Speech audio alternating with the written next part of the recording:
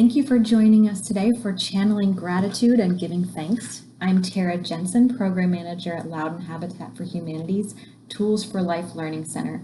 And here with me is Josiah McClure, pastor of Destiny Church and pillar of strength in our community, and has a great inspirational story on gratitude. And we are excited to have you here, Josiah. Thank you so much for being here. Today, the word gratitude is derived from the Latin word gratia or gratis, and it means grace, graciousness, and thankfulness. So we're here to explore this and find ways to build this into our lives. So Josiah, I'm gonna pass the mic to you for a minute. I know that you have such an inspirational story and a pillar of strength in this community. I think you're the perfect person to talk with us about gratitude. So can you share a little bit about your story? Sure. Yeah. First of all, again, thanks for having me. It's really a pleasure to be doing this. I can't tell, right now who's viewing, but if you don't know me or don't know a little bit about my background or family situation, it's definitely been interesting, specifically the last couple of years. I do pastor in Leesburg. I live in Leesburg. I'm on staff at Destiny Church. We've lived here, my wife and our 4 children. We've lived here since 2012, been a part of the church commuting since 2010. But a couple years ago, right before we had our 4th child, our daughter, we found out during the pregnancy that she was going to have a congenital heart defect, which we were pretty unaware of what that meant, what that looked like, what that means. And so quickly found out that these are pretty, they can range from mild to severe. And in her case, if left untreated, would be fatal. And so that news obviously hit us pretty hard, and that, you go for your 20-week anatomy scan, ready to see pictures and 3D images and excited. And we're just finding out that, wow, she's facing, a life-ending, heart defect. And so quickly, you're hit with shock and kind of worry and concern. And information starts flying at you. You learn terms very quickly. And a week later, we were in Boston actually having an in utero surgery for her, with the hope of preventing her diagnosis from becoming more severe. And they were successful in performing that procedure, but it didn't actually prevent the disease from progressing. And so instead of being born with more normal heart function, she was born with half of her heart. And so that meant at 2 days old, she had open heart surgery. For the first 6 months of her life, we were from Leesburg to DC once a week for appointments. And then February of 2019, so, a little over a year ago, she had her 2nd open heart surgery, which was a pretty big deal. And then after that period, we were home as a family, with a medically challenged child, but living pretty normal life, kind of waiting to see as she would grow and develop what her heart function would look like. And it actually, it was pretty normal for a while. And then ironically enough, one of our very first family outings, like as a family in the car together, doing a fun thing, we went to a local fall festival in October of last year, had the most amazing day. On the way home, my wife and I are looking at each other kind of like, wow, that was amazing. Like, let's go home and have do some marshmallows. Let's have a movie night. And we got going. let's just, this is amazing. Like we haven't been able to just be a normal family. And so we came in the house. She was putting our youngest Joanna down for a nap. And my wife came outside and said, hey, she's acting weird. And she was in the process of having a stroke. And just with poor circulation, you can have clots that form. And so she had a clot travel to her brain. So long story short, in October, the 6th, I believe, she had a stroke, and she basically has been in the hospital since then. And that sort of escalated or just sort of heightened the pace of her heart failure. And so instead of being able to treat her with medicine or surgery or kind of make maneuvers to sort of prop her up to help her grow, we were sort of at the end of the road with her heart. And we had to make the tough decision to pursue transplant. And so that was honestly, just a very difficult journey, to say the least. My wife at that point basically moved into the hospital, and I became basically a single parent with a 7 and a 5 and a 3-year-old at home. And we're trying, I'm trying to do my job. I'm trying to, parent these children. She's caring for Joanna. And so we just kind of divided and conquered, and we just made it work. And thankfully we have great community that, helped with meals and love and support and all of that. But throughout the process of waiting for her heart, it was very difficult, honestly, at least from my perspective. I'm not going to speak for my wife or others, you know, to not know, when will she get a heart? Will she get a heart? Can she last until a heart becomes available? And as she declined and she had to be intubated, which means, put under sedation, paralyzed, on a ventilator, you're sitting there seeing your, toddler that you should be home, playing with, knocked out in a hospital bed for days and weeks and months. And without a firm date of knowing when anything would happen, you're just sort of left waiting and wondering, God, can I do this? Can we do this? Are we, how is this going to go? And am I going to be able to maintain my faith? Like, how do I exercise gratitude or thankfulness when, it's not the natural emotion of like getting a promotion or a job raise or getting a home or, things that are, fun or good or pleasant.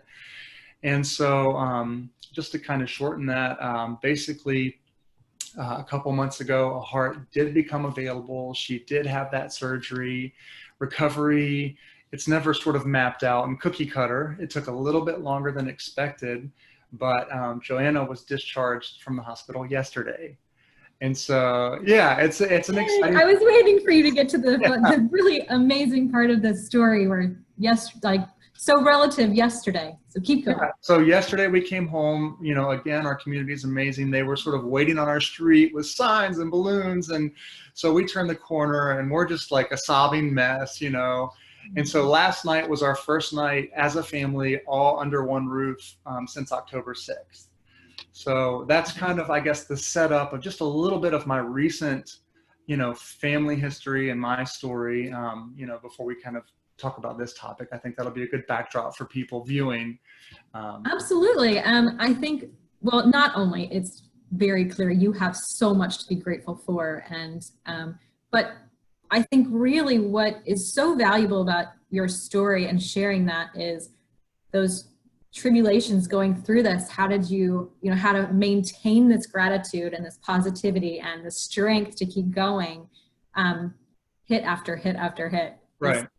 I think it's fabulous. So again, thank you so much for joining us and sharing your story, because I know that that is probably very difficult to relive almost over again. So thank you. Sure. I think that it's a great segue into what we're doing here.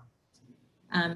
So Josiah, on your own personal journey of gratitude, I mean, what does it really mean to you, and what should we be looking for in the meaning of gratitude itself? Sure. Well, I think anybody, can look up the definition of gratitude. You kind of shared the root of that and what it means. I think we kind of must have been on the similar process. I did the same thing, looking up the definition, quality of being thankful.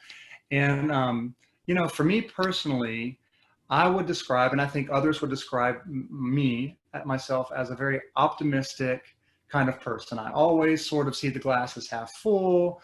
I always can put a positive spin on things, and I don't think that's a bad thing by any means.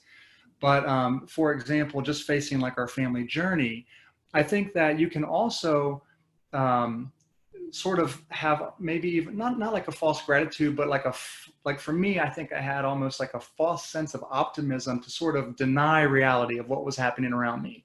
Like, this isn't that bad of a diagnosis. This next, treatment will work. This thing will happen. And so I didn't really allow myself to fully see reality for what it was, and so like, that's my story. But right now we're in a pandemic worldwide, like we're all in the same boat. So many of us are in quarantine. Many of us are facing economic hardship. Maybe some of us, our job status is up in the air. There's so many uncertainties. And I think if it would have been me 2 years ago and beyond, I would have sort of just buried my head in the sand and said, wake me up when it's over, this will all turn out fine. And I don't think that's very healthy. So I think that we can still practice gratitude and thankfulness while honoring and recognizing the reality around us. And I think that's where kind of faith comes into play. You can't exercise faith if you have a false sense of, this isn't really as bad as it seems. And so for me, it's been sort of a learning experience to allow negative emotions and to allow for me to process through that and still say, you know what, God, I'm scared, I'm anxious, I'm worried, I'm angry. I feel myself maybe becoming bitter or, things that you don't want to feel, but recognizing like, God, these are in my heart. I don't like that. I don't want that.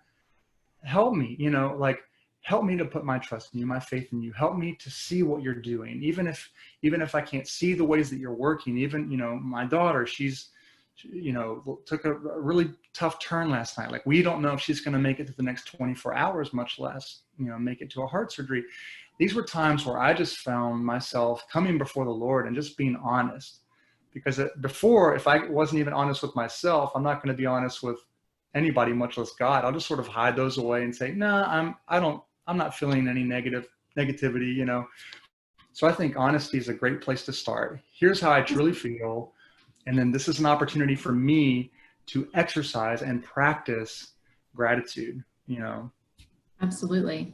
I have a quote here I'd like to share, just kind of in line with that, if you don't mind. Sure.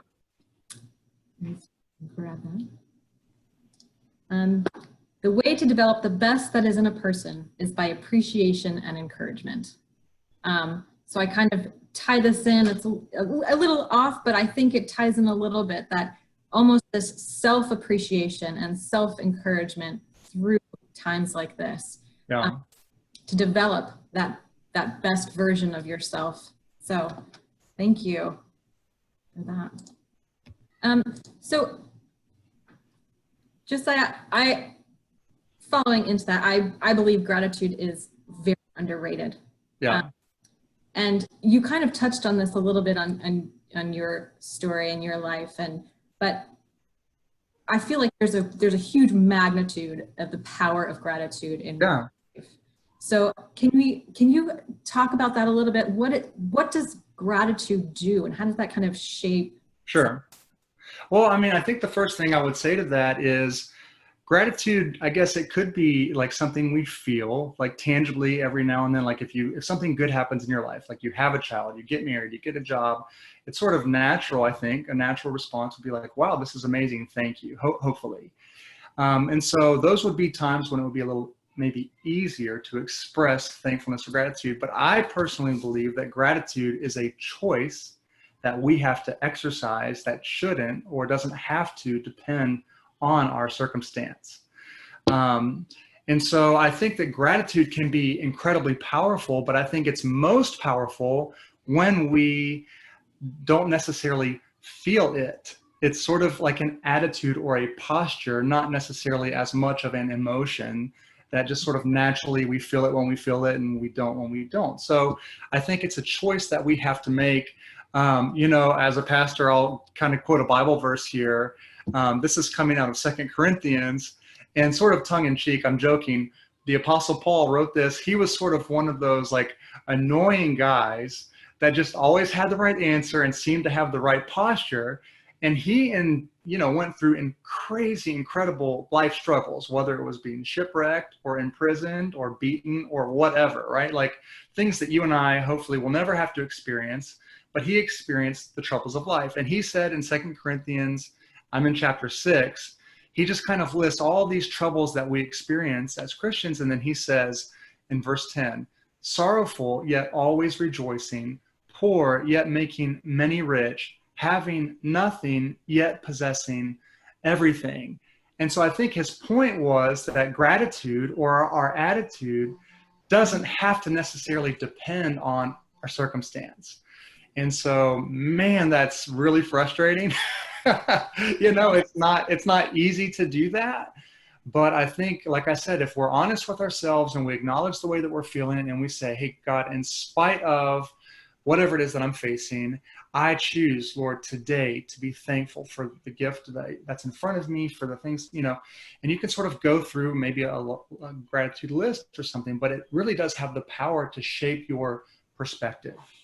And Right, so, and actually, I'm glad you mentioned the list because we can sit and talk so much about what you should be doing, but really having actionable items to make that a reality. right, Creating a list of all of the wonderful things that have happened and the wonderful gifts that have been given to you is a huge way to not only remind yourself, but to practice that. And once that kind of sets in, I think that you see that on your daily life, right? right, You can start to be more open to sure, wonderful things that you see that you didn't really consider yeah, before. yeah. Well, to kind of tag on to what you were saying there, I think that comparison is really a killer of gratitude.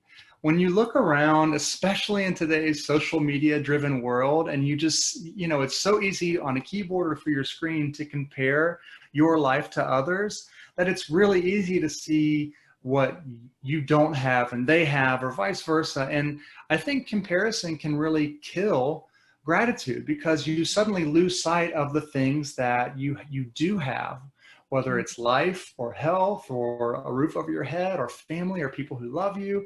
And I know that all of us have different levels of these things in our life, but all of us, I feel like every day is a new opportunity. It's just a fresh blank canvas. And so, when we sit back and just compare, then you lose sight and perspective of just the blessings that are in your life.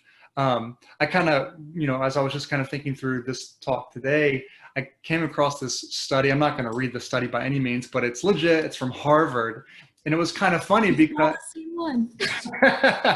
well, they just said in one study, they asked the participants to write a few sentences each week, and they had different groups of people writing on a specific topic. But one group wrote about things they were grateful for that had occurred during the week. A second group wrote about daily irritations or things that had displeased them. And the third wrote about events that had affected them, but with no emphasis. And basically, after 10 weeks, I'm sure we can all guess what happened. The people who focused on the positive things, they were happier, they were healthier, less doctor visits, they exercised more. And the people who were focused on the negative things, it's sort of what stirred up in their lives. And so I don't, I'm not like a name it and claim it. I don't believe in I'm just not about that. But I think that there is power in our words and in our thoughts.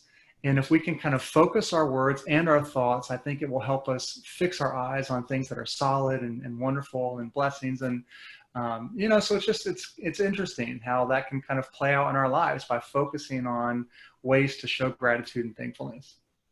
Absolutely. And there's so many things that are out of our control. Right. And things that are going to happen. And so, yes, I mean, living a life where you see both sides of that, but really take a focus on the beautiful things that are coming in. Sure. So, I do have another quote for this. I'm just going to pull it up really quick for us because I think it's pretty relative to kind of what we were talking about. Melody Beattie says, gratitude turns what we have into enough and more. It turns denial into acceptance, chaos into order, confusion into clarity. It makes sense of our past, brings peace for today, and creates a vision for tomorrow. So I think this really ties in what we were saying. So good. So good. Nailed it. Yeah, I mean, I'm not going to lie. Like, our journey has been tough. Like, there were some really dark times. And I know we're still in the middle of it. Like, heart transplant for Joanna isn't a cure. She's going to face challenges the rest of her life and all of that. But one thing I can say is, sitting here today, looking back on the last couple of years, knowing everything that we would have gone through, you would kind of think to yourself, well, my goodness, if you could go back and change it, you would have never chosen to have, a child born with any sort of heart defect or any sort of, medical challenge. You wouldn't have chosen, surgeries.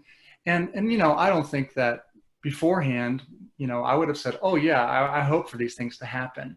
But I can genuinely and honestly say that everything that we've been through and what I've learned as a father, as a husband, as a person, I don't know if I would go back and change any of it because of just it's humbled me.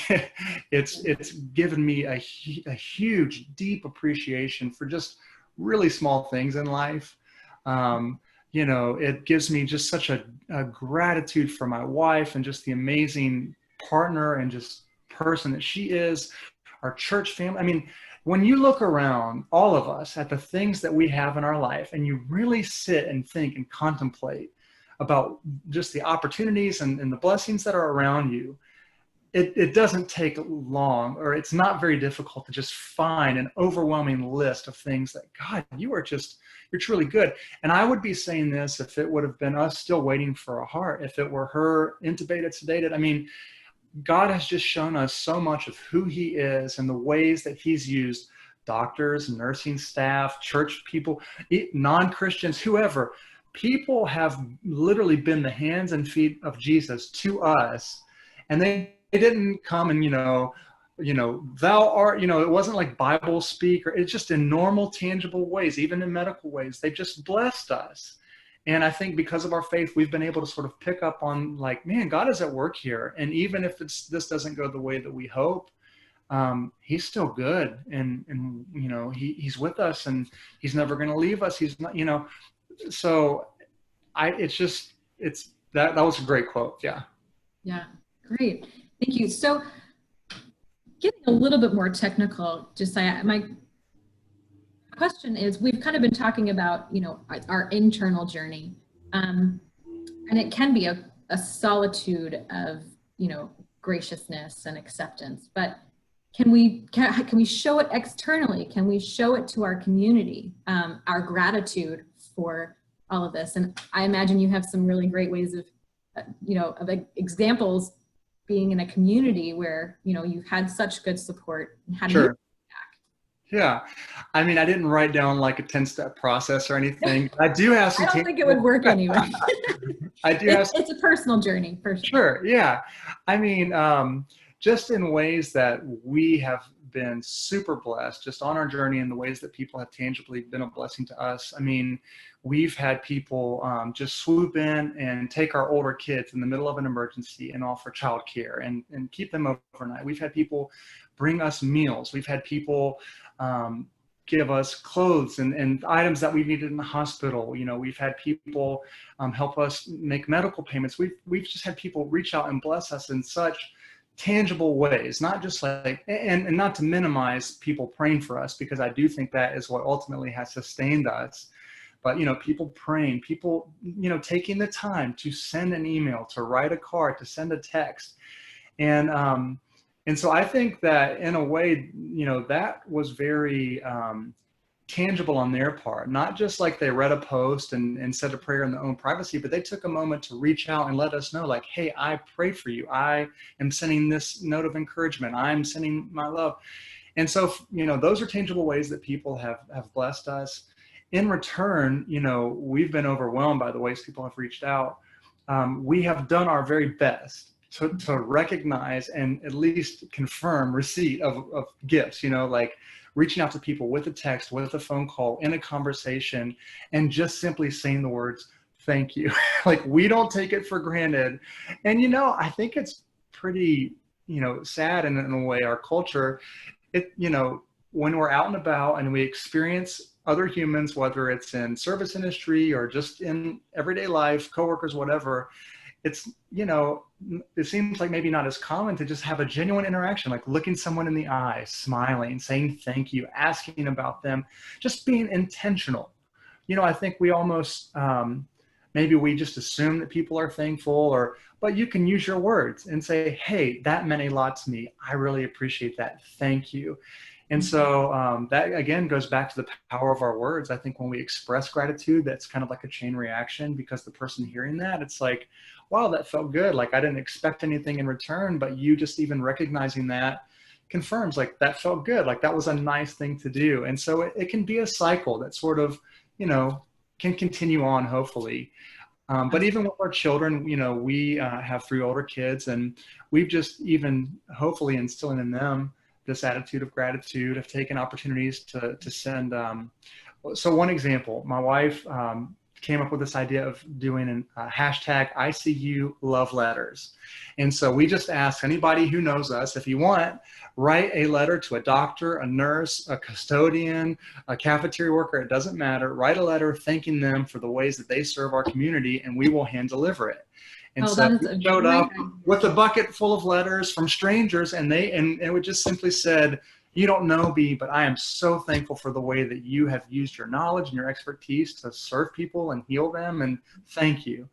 At Christmas time, not too long ago, I guess 6 months, but it seems like it was last month, we had people donate gifts and items, and we went around our hospital cardiac ICU just handing out letters and gifts to other hospital, patients, neighbors, basically. At that point, we lived there.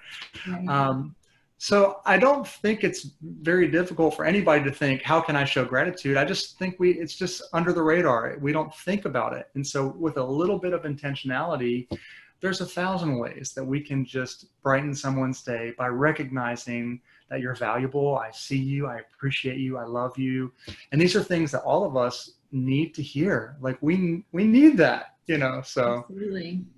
I don't know if that's like super That's technical. that's a great example and a good reminder that you don't have to throw a big party. You don't have to blast it on Facebook and all the social media that, you're grateful and, Right. but really making that intentional, genuine thank you Sure.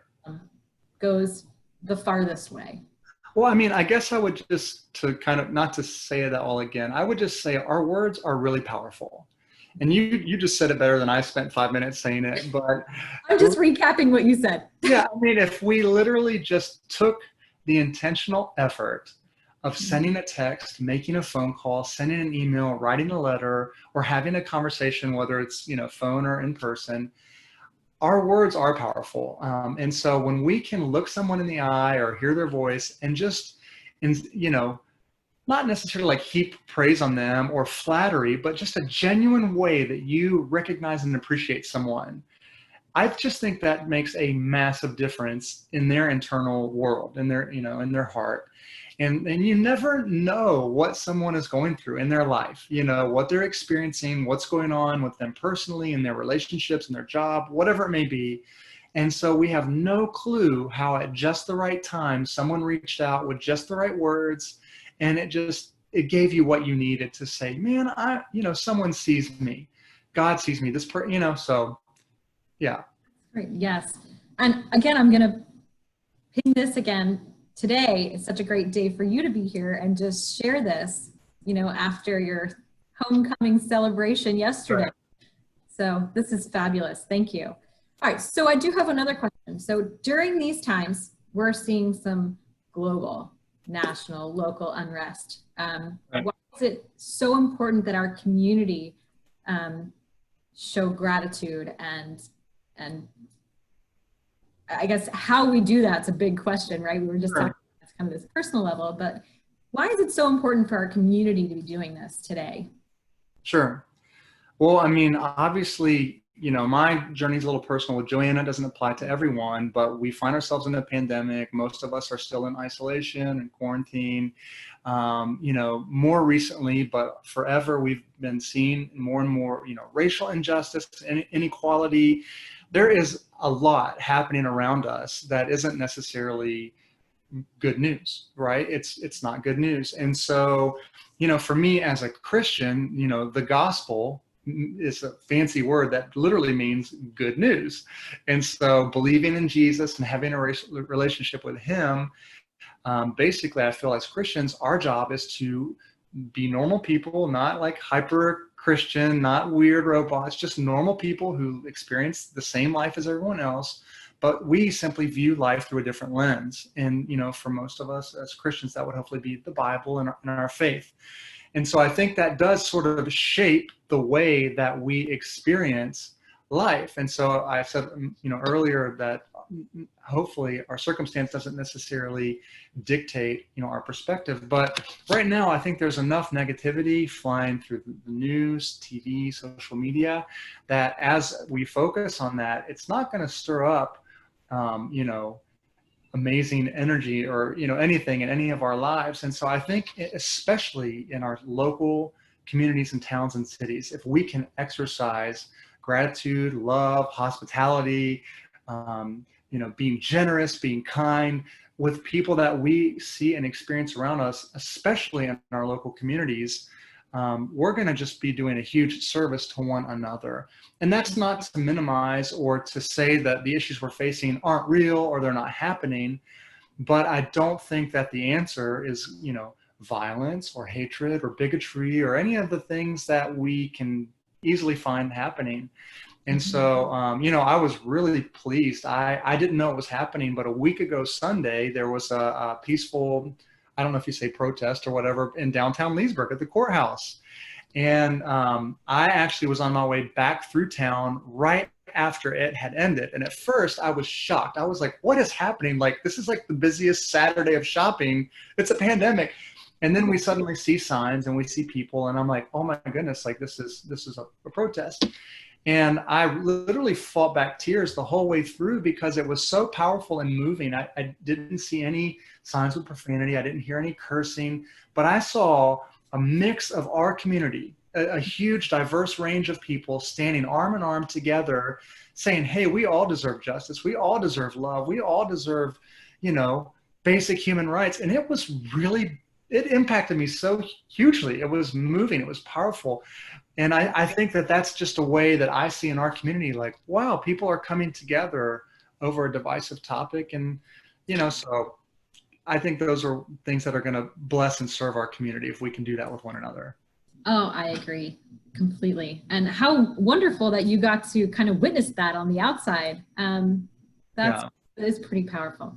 I think we also did a really good job with showing gratitude to our medical staff. Right after the pandemic, a couple weeks after we started supporting our medical staff. And I think we did a really great job, posting signs on, I think they were building, some of the storefronts were doing it, and people were putting signs on cards and posting because we were all isolated. But, we have as a nation done a really good job at thank you for what we are very grateful for. Well, I think every parent at home trying to homeschool right now, they for sure appreciate their teachers. Yes, I can attest to that. Exactly. So thank you, teachers. Thank you. Yeah, exactly. Absolutely. I do have one more question, and I have a quote to go with this one too. Okay. Let me just pull that up. By William Arthur Ward. Feeling gratitude and not expressing it is like wrapping a present and not giving it.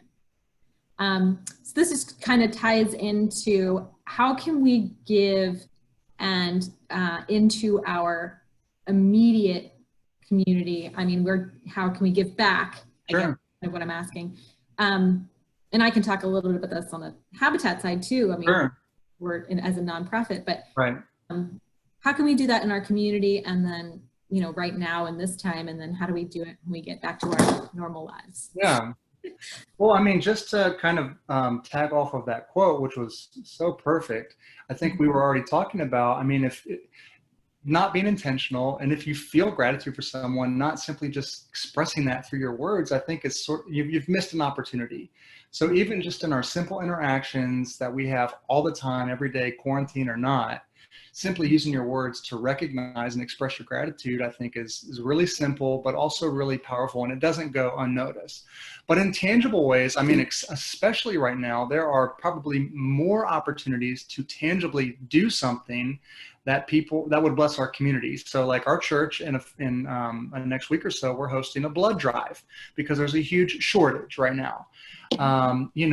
We participate as a church ministry in Backpack Buddies program, for, families who, rely on meals at school and they're not getting that right now. And so there's so many ways, and wonderful organizations like Habitat for Humanity and Salvation Army and Goodwill and local churches and food banks and blood banks, and there's so many ways that we right now can express gratitude for the things that we have just by being generous. And I'd love to hear like what that means for Habitat. Right. So in so many ways, and this could go, I mean, hand in hand with other nonprofit organizations, but volunteering your time. So like Yeah, saying, I mean, what a great way to donate blood right now, donate food because there, our right, financial crisis right now in the country. But with Habitat, I mean, our programs are still continuing, even though and we're not, face to face, allowing volunteers to come. We still have ways to engage, and we are still supporting families in our community. We're still performing home repairs. We're right. engaging with workshops like the one now. So we're still engaging too. And so there are ways, people can get involved and monthly donations and, and sharing awareness of our programs, I think is always one of the biggest ones. Things Yeah, you can think of, right? yeah, You might know someone who's in need, and this sure, doesn't apply to just us, but if there's someone right, in need and you're sharing information, don't hold on to that information. sure. Share what the community is offering, and in return, you might receive some of that gratitude from that person. Yeah, If they're unaware and become aware, that's a huge way to share and give thanks and encourage so much more of this kind of right. positivity in our environment. So Yeah. I mean, in the church world, the way that we kind of cover how you can serve and be generous, it's maybe a cheesy kind of like a 3T point, but it's your time, your talent, and your treasure. We all have the same amount of time, so we all can choose what we do with that, but you can volunteer. Like you were saying, your talent would be ways that you're gifted, whether it is as a craftsman or, someone who can work with your hands or do tangible acts of service, whether it's home repairs. And then your treasure, it could be things that you own that you no longer need, that you donate. It could be your money, but there's ways that all of us can jump in and serve our community and serve one another. absolutely, absolutely. It's kind of exciting actually when you start to think about it, because we do get so wrapped up in our little bubbles sometimes, and then opening ourselves up to the community is such a great Right. feeling. Yeah. Yeah. Well, just say, I think this is really all we have time for today. We've had such a great discussion, and it's such a good personal reminder to find gratitude. I know that you've had quite a busy and challenging couple of months and years, and I hope for your family the best and for Joanna the best. And I really appreciate you taking time away today. I know it's been really busy in your household, so thank you so much for being here with us. Absolutely, my pleasure. Really enjoyed it, Tara. And just thank you and Habitat for Humanity for all that you guys do serving our community. We just really appreciate you.